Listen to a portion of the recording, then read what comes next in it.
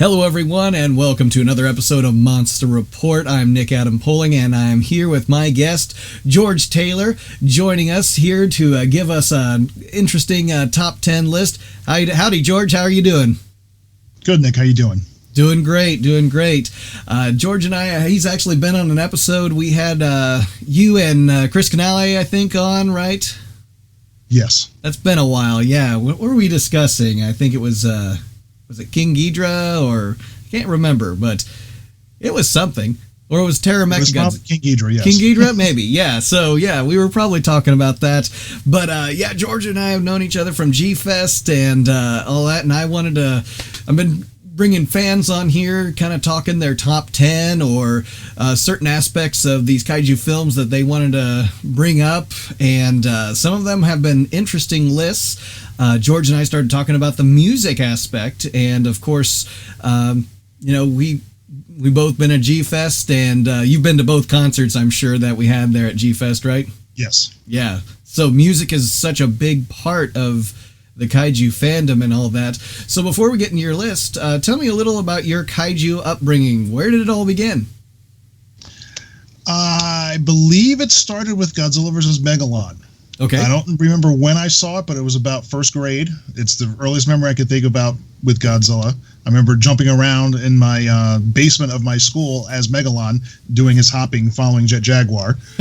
And then it sort of faded out for a little while. And third grade, I got introduced to dinosaurs.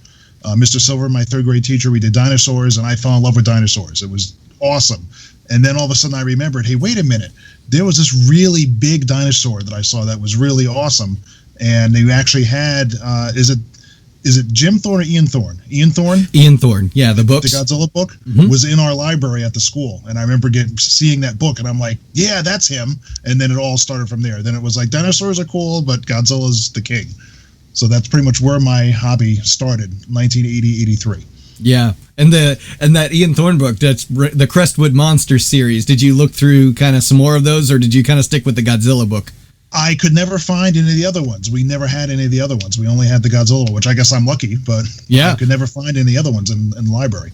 Okay, yeah, I remember our library had some of them, not all of them. I think there was a Frankenstein, a Dracula, I think King Kong, and maybe a third one, a fourth or fifth one.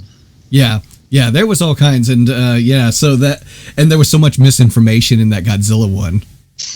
Yes. Passed down from generations. The two endings to King Kong versus Godzilla. Right. Being 400 feet tall. I remember the female Godzilla and Gigantus being a female Godzilla in Godzilla Raids Again. I'm like, even as a kid, I was like, when did that get mentioned? I don't remember this at all. Somebody just made that up. Yeah, I heard it from my own mouth. So it's like, so Megalon, interesting, and interesting story I have about Megalon. There was a documentary I remember seeing, I think I want to say on the Discovery Channel or one of those, that was all about dinosaurs, and it was talking about dinosaurs in the movie. I think it may have been, famous dinosaurs in movies, something to that effect, and it talked about, the Lost World and King Kong, the original black and whites. I feel like that might have been a VHS tape I had. Very likely. Fantastic Dinosaurs of the movies? I think that's right. Yeah. Okay. Yeah, and it just went through a lot of different trailers of different ones, and it had, I think, a trailer for Ghidorah the Three-Headed Monster and for Megalon, which had the famous, sideways, the horizontal kick. Yes. Which has now become a meme. Yes.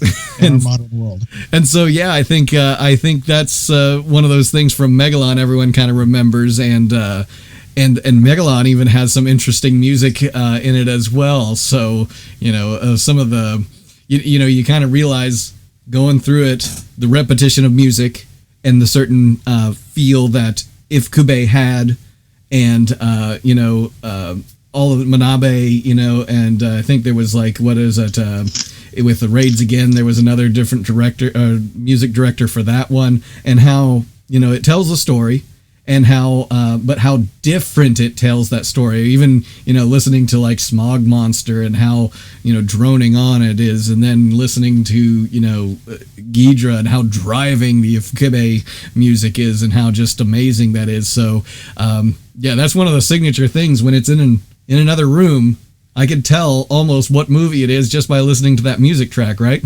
Yes. Yeah. Unless you're watching Godzilla versus Gigan. I get fooled. Stock so music. Stock music in that. Yes. And so, okay. And you came... Which is one of my favorite soundtracks. I finally figured out why years later as an adult. I'm like, oh, because it's a mixture of all the old monster themes from so many different movies. Well, yeah, and even the, Battle in Outer Space, I think, is even in there too, right? Yes, I think a couple of the fantasy space operas are in there as well. Mm-hmm. Or the Gargantuas is in there. It's a little bit of everything. Yeah. It's like you had to get one Godzilla CD. I'd say like, oh yeah, we'll get that one because you get a little bit of everything. Yeah, right, exactly.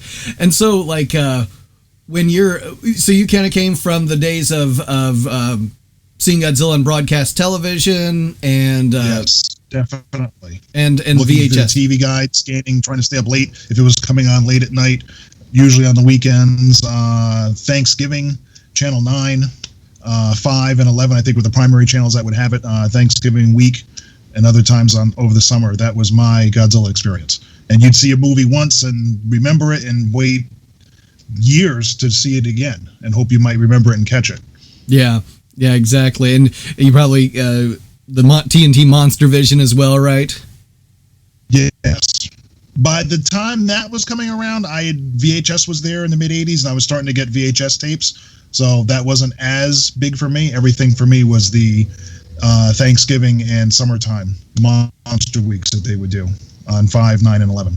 Okay, yeah, and definitely doing the treasure hunt in the video stores and finding them on tape and seeing which ones were out there and to make sure the collection was complete. Yeah, I remember definitely, you know, finding the ones that I'd never heard of before, you know, seeing for the first time on the shelf that, you know, that Godzilla wasn't a one-off. It wasn't just the original Godzilla and then maybe King Kong versus Godzilla. That there were so many times that he battled and duked it out with these other monsters. And I remember seeing on the shelf Mechagodzilla and Gigan, and they're, you know, next to each other. New World Home Video. That's right. Yep, they had those. They had those in the sci-fi section, and then 85 in the horror section. And yes, I remember the video stores doing some weird things with some of the films. Yeah, and so you had the Godzilla exposure. Did you have an early exposure to Gamera or some of the other kaiju? Gamera came on TV as well. I remember, I don't know how early it was, but it must have been Gamera versus Gauss, because I remembered Gamera fighting this creature, shooting lasers out of its mouth and almost cutting his arm off. And I never saw the movie again. When the Celebrity Just for Kids videos came out, and we had the videos, that was when I finally saw it and went, oh, I've seen this before. This is the one I'm remembering. I could never remember what it was, so it must have been something I caught on TV in the early 80s. Yeah. But yes, Gamera was also around. A little bit of Ultraman, but Ultraman was never my thing. I was always the monster guy, but yeah, Gamera definitely big in the 80s. And then even going further into the Toho non-Godzilla monsters, seeing Rodan or Mothra out there. Yes, Vestron Video had Godzilla King of the Monsters, and I don't know how I convinced my parents to get me a $60 VHS tape in the mid-'80s. Wow. From Rite Aid, because they were the one place that had it that we could actually order it from. Yes, Rite Aid, the drugstore, for anybody that's wondering is that what he means. That's exactly what I mean, Rite Aid.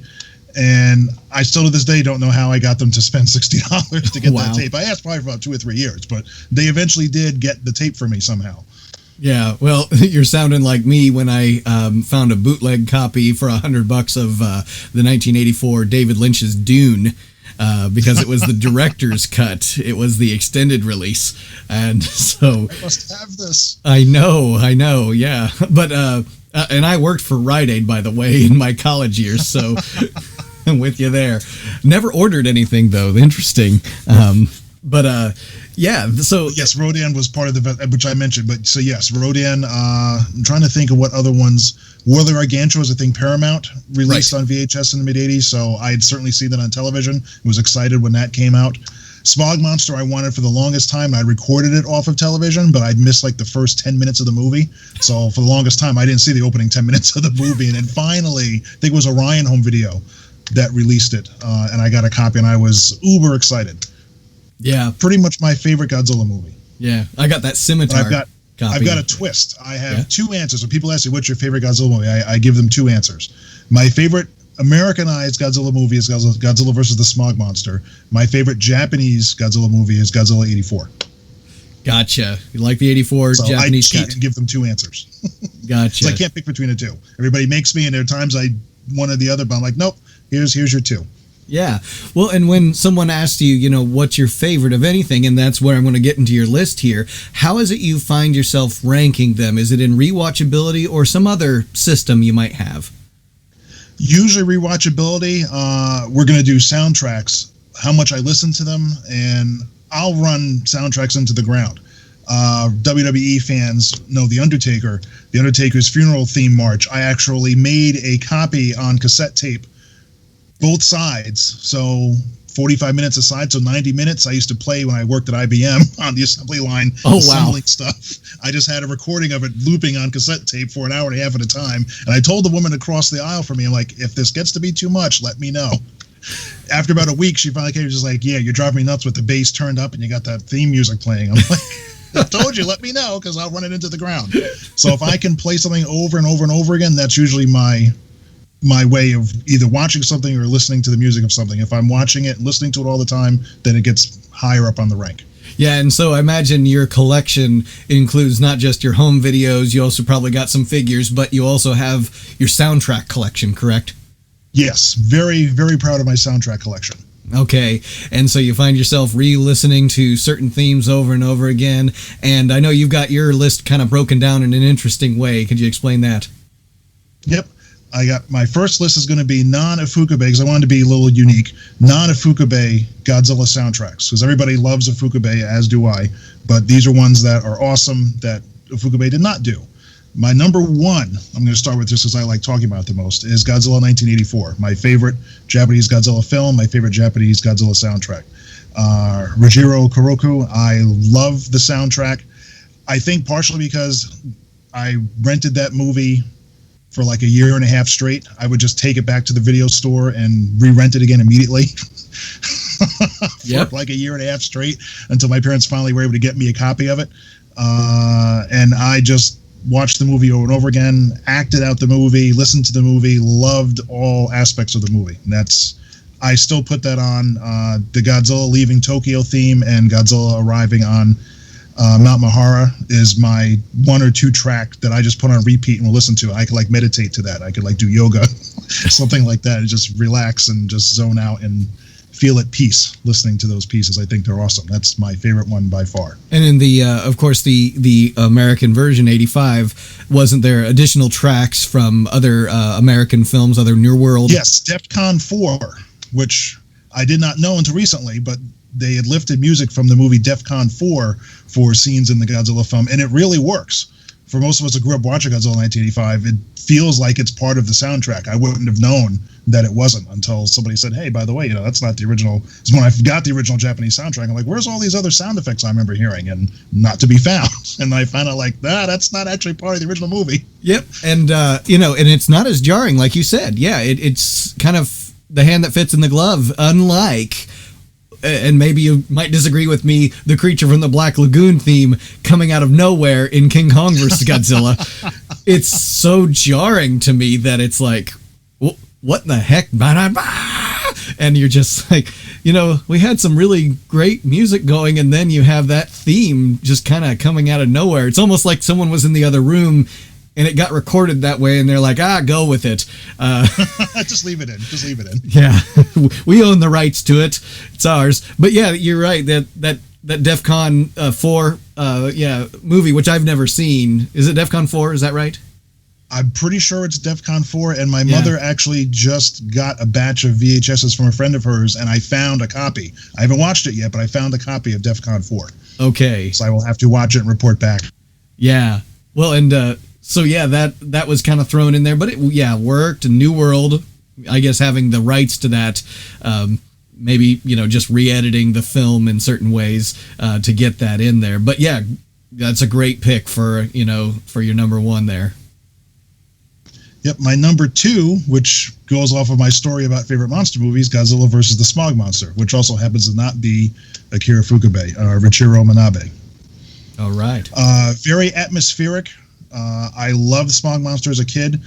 I think I gravitate to monsters that are clearly set up to be more powerful than Godzilla, and Godzilla finding a way to overcome them, which makes a dramatic story.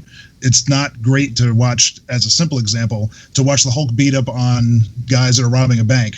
Wouldn't be fun. But if you're watching him beat up somebody that's really powerful, you're like, oh, wow, he managed to do it. So Godzilla managing to be able to defeat the Smog Monster with humanity's help, which was kind of cool at the end. But all of the weird atmospheric sound effects for the Smog Monster, the monster fights, I always liked the Smog Monster soundtrack. And Hedorah, for everybody who wants to be a purist, it is Godzilla versus Hedorah. Hedorah, yeah. I'm like you, I call it, it's always Smog Monster because, like you said, the Orion release, I had the Scimitar release, so, yeah. It's how you grew up watching them. I grew up watching them off of television, English dubs with the English titles. Now, a lot of younger fans that I see and talk with at G-Fest grew up with the 90s Godzilla movies, getting them on VHS and DVD, and they've seen the English dubs of those. I had all of those not English dubbed, Japanese subtitles on VHS from certain sources. Right. And that's how I watched them. So yeah, Joey Leonard at G-Fest does a game called Kaiju Calls. I might be misnaming it. But he would actually play bits from a movie, and you have to identify the movie. And he would always laugh, because when he would do the 90s Godzilla films, he was doing English dubbed, and I'd get them wrong. And he's like, George, you know these movies. I'm like, I don't know those versions of the movies. Right. If you had the Japanese people talking, I can tell you exactly what that scene is. And then I'd have to try to remember what they were speaking and saying, and like, okay, yeah, that's this movie. And then even worse is that if you grew up with, like, Tetra AIP, versions of them, and then they came out later with the international dubs on DVD. International dub. And you're like, wait a minute, this isn't the version I listened to as a kid. Exactly, yeah. And that's what was on TV, the AIP dubs. Destroy All Monsters comes to mind specifically. Yep. Is what we're like, what's this version that came out on DVD? Yeah, and that Son of Godzilla and Sea Monster, vastly different dubs, yeah. Yes. Yeah, and Smog Monster as well. So, the Smog Monster themes, do you kind of... which ones do you kind of find yourself, really getting into? Is it the psychedelic kind of themes they use, or like the droning hero Godzilla march that he uses in that film? I like his Godzilla march. It's more the Smog Monster. Anytime the Smog Monster's on screen walking around, that music is what grabs me. I can hear that immediately, and I'll immediately perk my head up. I'm like, oh, that's Smog Monster. Somebody's playing Smog Monster. Where's that playing? And it's so bizarre. It's not a traditional kind of music in the same kind of like scale or whatever you might expect from Ifukube. It's just off the wall, but it does work for that film because that film is it's definitely unique in its own way. So it definitely is one that's memorable, isn't it? Yes. Yeah, good pick. Number 3, what do I have here? Godzilla vs. BIOLLANTE, Koichi Sugiyama.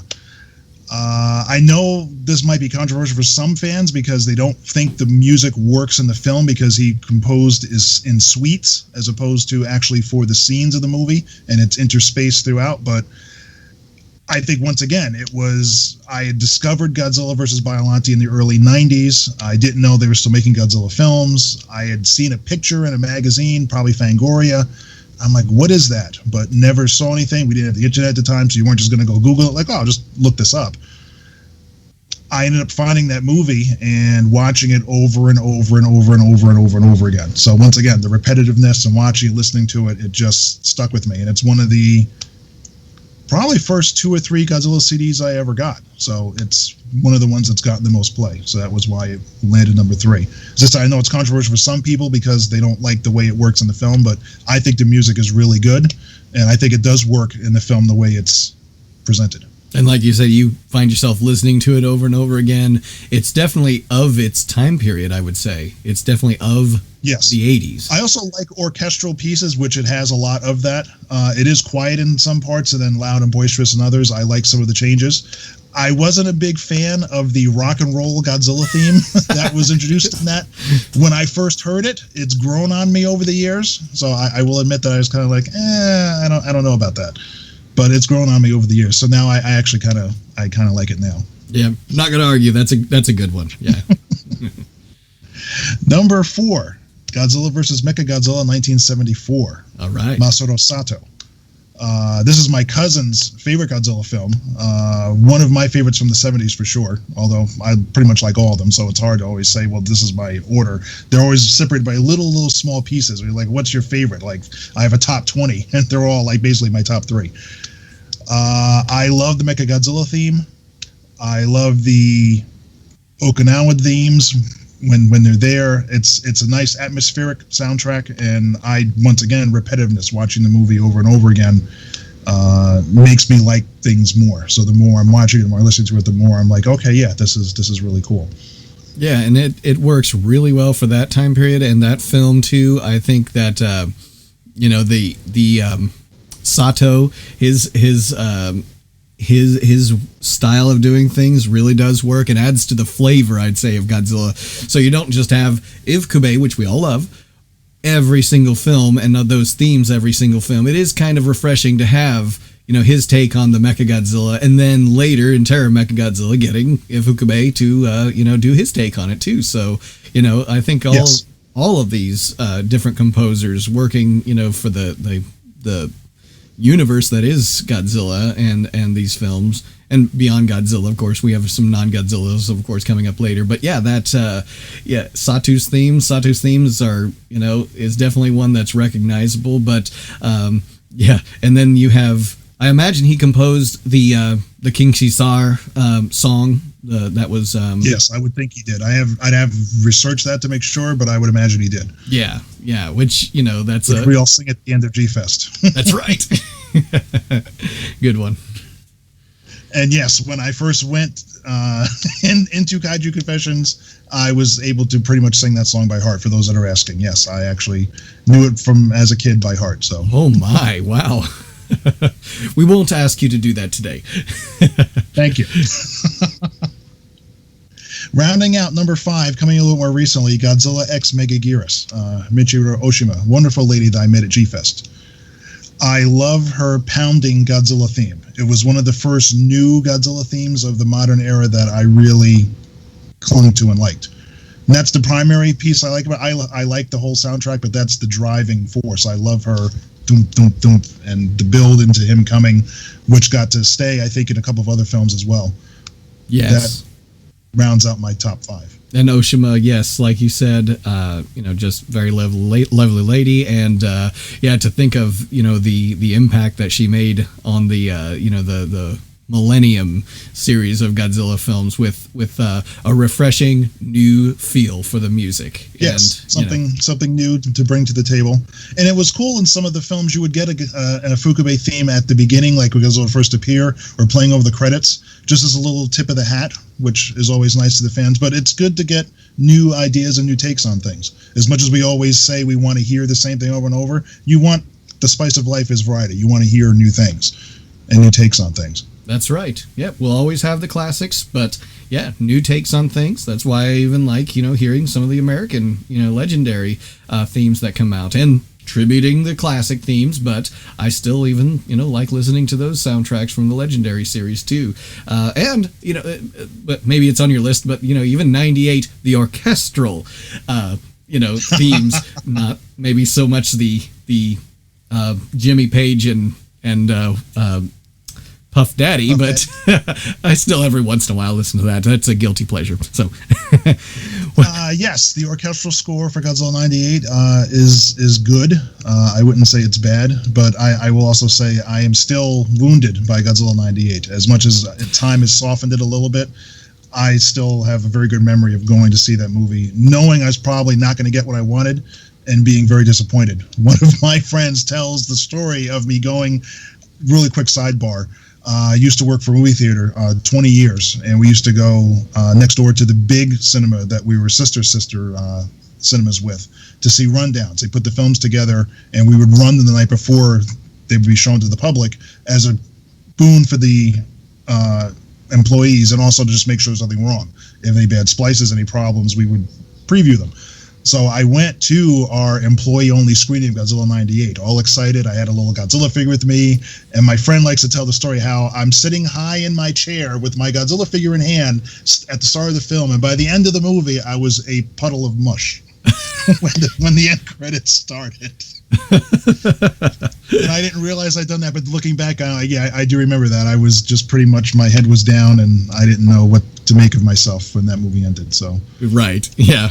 What Hollywood does, and that was one of the early lessons I learned, to not get my hopes up for films. If something's great, it's awesome to go see it and be really excited. Godzilla vs. Kong, I think most people have probably seen by now that when they see this. Little things I was seeing looked really cool, but didn't get my hopes up. I'm like, I'll go and see it. If I have fun, I like it. If it's horrible, it's horrible. It doesn't matter. Yeah. I don't get my hopes up for stuff anymore. I know. Especially, anything out of Hollywood with the system of movie by committee, And, yes. Yeah, everyone's, too many chefs in the kitchen, I guess, or too many cooks in the kitchen, whatever, is the way to say it. But, yes, yeah. I could go on for days about the way films are made, the way they used to be made, how the soup is made, having some background in movie theater management and understanding some of what goes into it, but I won't bore everybody with that right now. Yeah, and I hope I didn't steal your thunder, because we got your top 5 non-IFUKUBE themes. So that's a great top 5 list of the non-IFUKUBE. What's our next top 5 again? The next top 5 is not as awesome, but I like them, so that was my picks. And I cheated a little bit. I have a top 3. My non-IFUKUBE, actually that's not that, just now it's just non-Godzilla soundtracks. Okay. The GAMERA trilogy from OTANI. 95, 96, and 99. So GAMERA versus Legion, and GAMERA versus Iris. GAMERA versus Legion is probably my favorite GAMERA film. I loved GAMERA Guardian of the Universe when it came out. Saw that at G-Fest. Was blown away at the updated effects. Once again, as the theme going here, that the more you watch, GAMERA versus Legion, I just kept watching over and over and over again. So once I get the soundtracks, I was playing them constantly. And I think OTANI did a great job reimagining GAMERA sounds for the 90s, and his music matches the movie very well. And I think all of them are great. Yep, and OTANI, just an honor to have met him at G-Fest, having the show with his music, and just being in the presence of that music as it's being performed live. His themes for the GAMERA series, and what I love about that is, there were themes in the classic GAMERA series, but I guess they were themes that maybe we weren't so, let's say, in love with, that if he didn't tribute them, we were okay with that. So I guess what he came up with was, was not just acceptable, but just amazing, and just worked perfectly for that series of films, and very recognizable. And I felt only got better as they went. Just as he got through the trilogy, I just felt like they just got better and better. Yeah, even though he repeats some of the themes, which you want some familiarity to keep the thread together. I feel like they got better and better as they went along. I would agree with that. And GAMERA versus Iris is top to bottom one of the best kaiju films ever made. I think most fans think that, and it certainly is on my list. He also did the soundtrack for GMK, which I know a lot of Godzilla fans like. I am in the minority on that, so hopefully nobody hates me for that, but I'm not a big fan of GMK.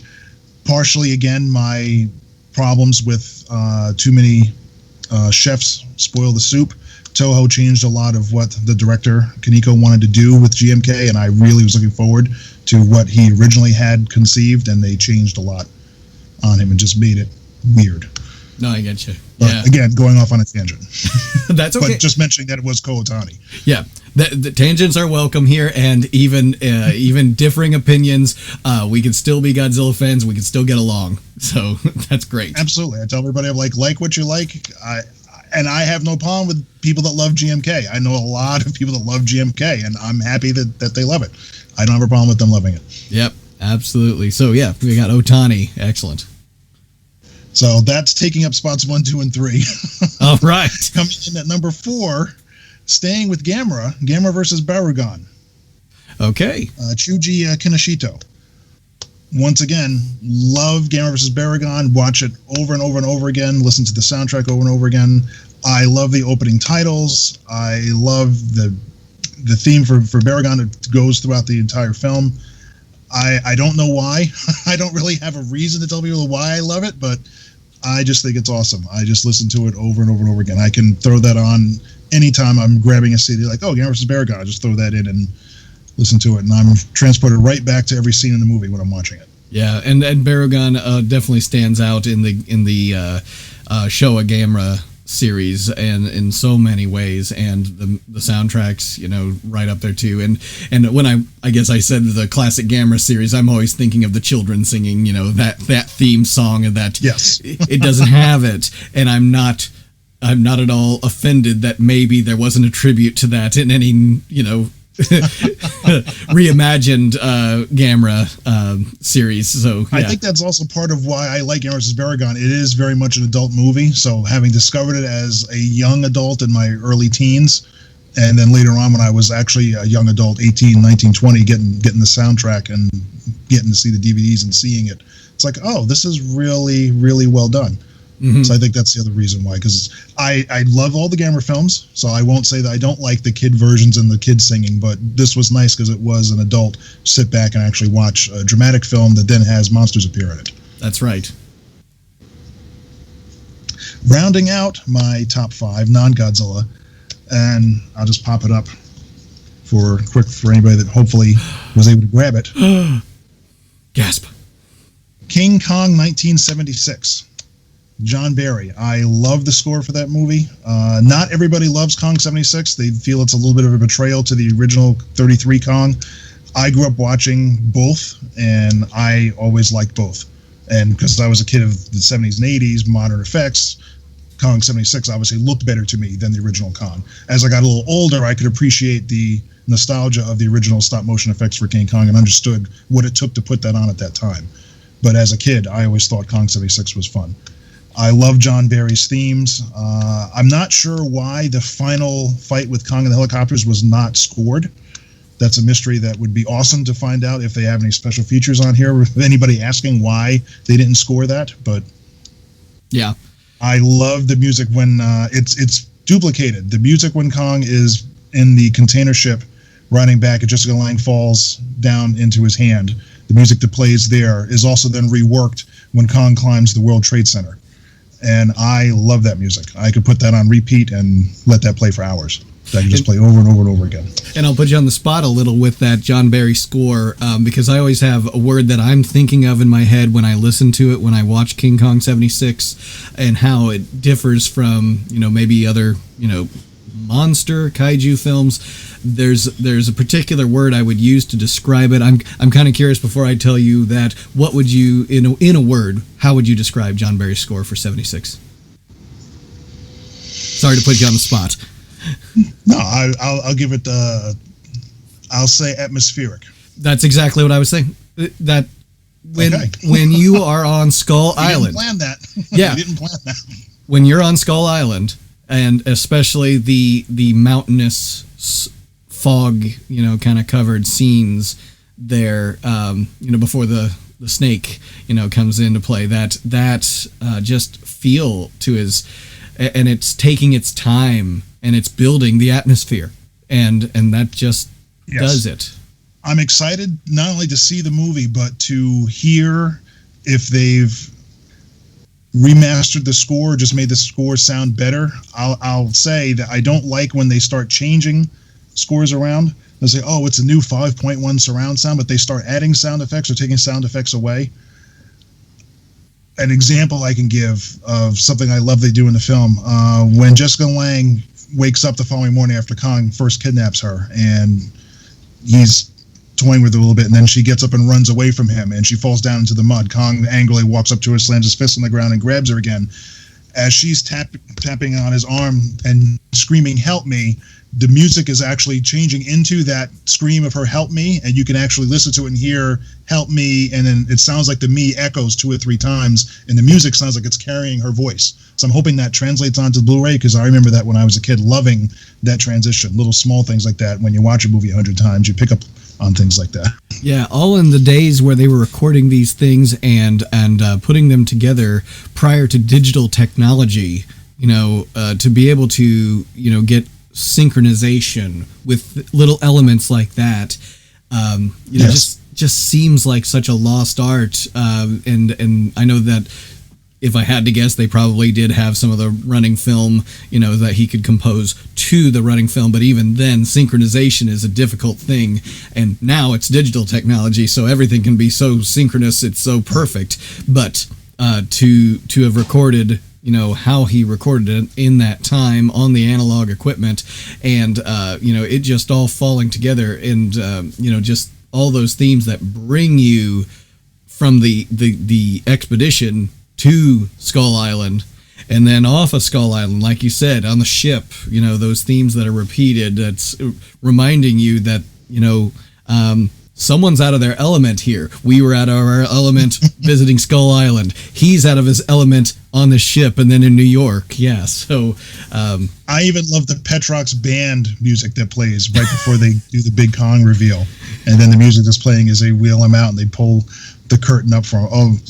All that I love. That's just 70s flair at its best for me. Absolutely, yeah. And you're right. Didn't have a score at the end there, with the battle. But, interestingly, when I put together the trailer, whenever there's a score in the film, it's difficult for me to put the trailer together.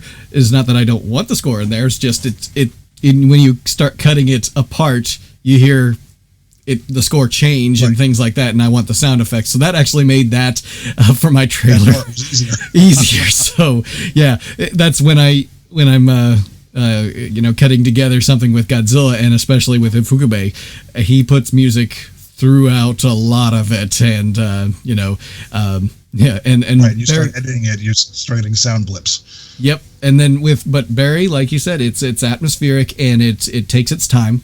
And really sets you up, and it takes you out of your comfort zone. I feel, it just it puts you in the place of the explorers, everyone on the Petrox Explorer, Jessica Lange's character. It puts you in that character, and and even seeing all the visual effects. I still think that film looks great today, and I'm looking forward to seeing what it looks like on Blu-ray, like you. Yes, and just to add, I just lost my train of thought. Oh, sorry. The ending. I think it works. I'm not actually offended that there is no score for the final battle. It's just I love the behind the scenes making of things. I'm more interested in that sometimes than the movie itself. Like, well, why did you make that decision? How did you do that? Or wow, I can't believe you went that path. Just curious to ask. Just if somebody could find out. Yeah.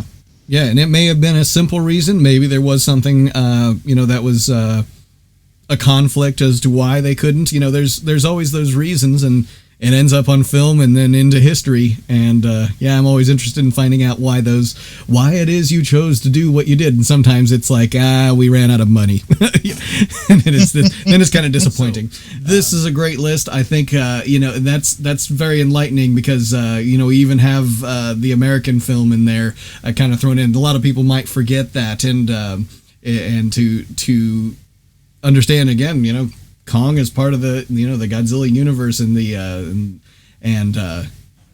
those themes that we find in our collection playing over and over again. Like you said, you listen to them probably at work and in the car and wherever else, right? Yep. Yeah. On my long trips upstate to visit my friends for 2 hours, I'll throw 2 or 3 Godzilla CDs in, and makes the trip go by so much easier. All right. Well, and what I'm interested in, seeing is, what's next from either, Toho, what their next Godzilla film will be, or if Legendary is going to continue on with the MonsterVerse here, and if we're going to start seeing some new themes, if we're going to see, like with King of the Monsters 2019.